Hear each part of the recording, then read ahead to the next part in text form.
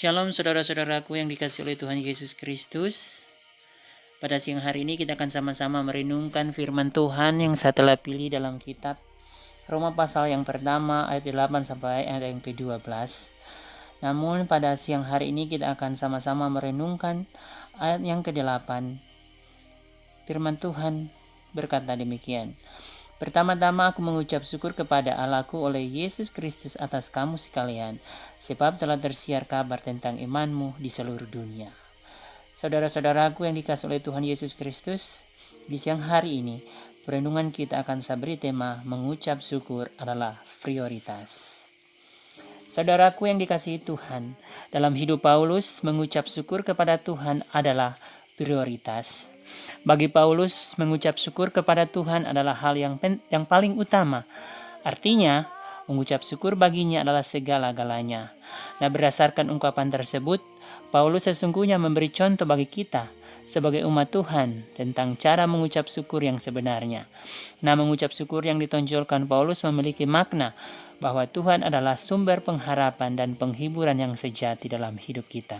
Mengapa?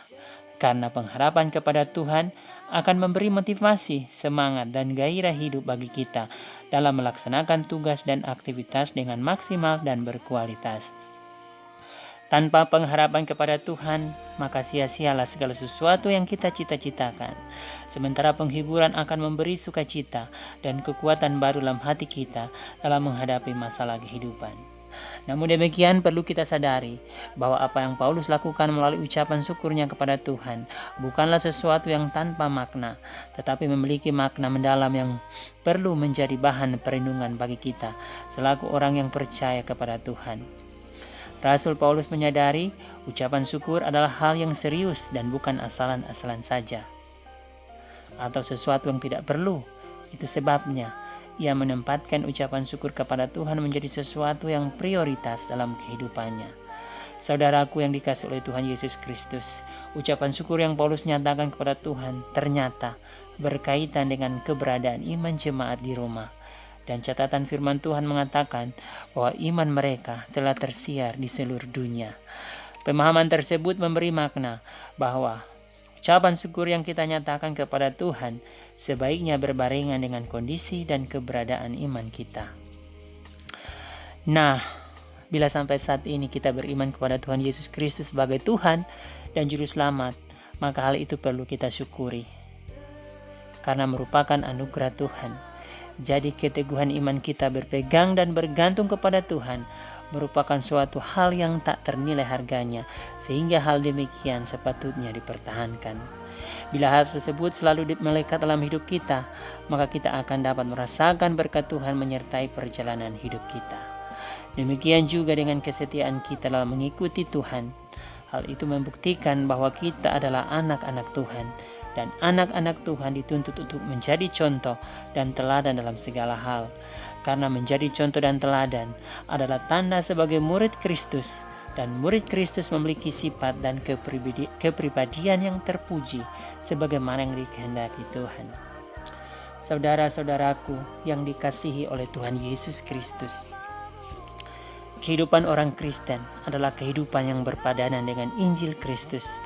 Artinya, dimanapun kita berada dan berkarya, kita harus menonjolkan sifat dan karakter Kristus, sehingga melalui hidup kita banyak orang dapat mengenal nama Tuhan.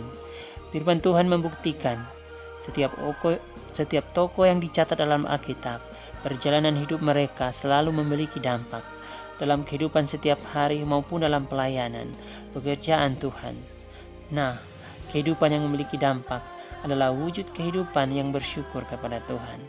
Dengan demikian, kita memiliki tugas dan tanggung jawab untuk mengembangkan misi Kristus dalam dunia ini dengan menonjolkan sifat dan karakter Kristus supaya menjadi berkat bagi sesama. Kepribadian yang menonjolkan sifat dan karakter Kristus sesungguhnya memberi ruang bagi berkat Tuhan untuk terus terjadi dalam hidup kita. Itulah sebabnya renungan kita saat ini mengajak kita sekalian untuk selalu bersyukur dalam segala hal.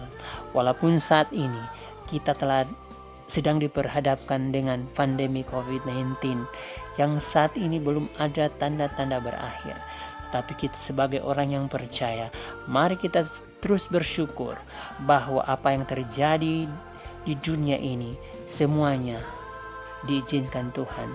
Semuanya akan indah pada waktunya. Kiranya kita sekalian sebagai umat Tuhan senantiasa memiliki pemahaman yang benar dalam mengucap syukur, sehingga mengucap syukur kepada Tuhan menjadi prioritas dalam kehidupan kita. Terpujilah Kristus. Amin.